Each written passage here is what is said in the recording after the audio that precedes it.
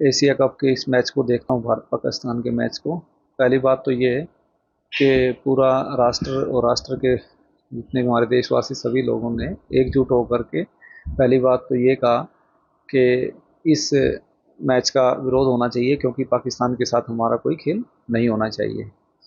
और उनकी बात बिल्कुल सही है और मैं अपने देशवासियों के साथ ही हूँ। और मेरा भी पर्सनल विचार यही है कि आतंकवादी देश के साथ कैसा खेल, उसके साथ खेल नहीं होना चाहिए।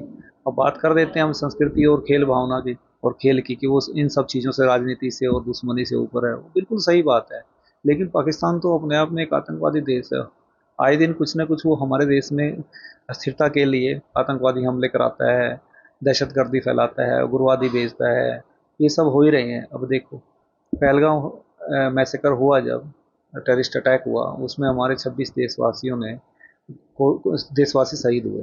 तत्पश्चात भारत सरकार ने ऑपरेशन सिंदूर किया। ऑपरेशन सिंदूर किया था उसको सबक सिखाने के लिए, पर लगता है उसने उसके बाद भी उससे कोई सबक लिया नहीं है। पता नहीं क्यों सीज फायर उस दिन हो गया, एक दो दिन नहीं होता तो शायद इसका आधा तो नुकसान हम कर चुके होते और तब शायद ये कुछ अच्छे से समझ पाता। लेकिन जो होता है वो हुआ, तो उसके बाद भी ये सुधरा नहीं।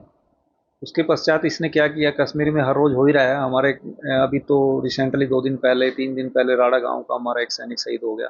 उसमें 3 हमारे सेना के जवान शहीद हुए कुलगाम में। उससे पहले पंजाब के 2-3 लोग हमारे शहीद हुए जो सैनिक थे। तो ये अपनी आदतों से बाज नहीं आ सकता। तो बाज नहीं आ सकता मीन्स ये आतंकवादी देश तो है कि उसको शह देता है, शरण देता है, पालता पोसता है, ट्रेनिंग देता है और उग्रवादी यहाँ पर भेजता है। तो ऐसे देश के साथ खेल नहीं खेलना चाहिए हमें। खेल से के प्रति कोई दुर्भावना नहीं है मेरी और मेरे देशवासियों की भी, किसी की नहीं है।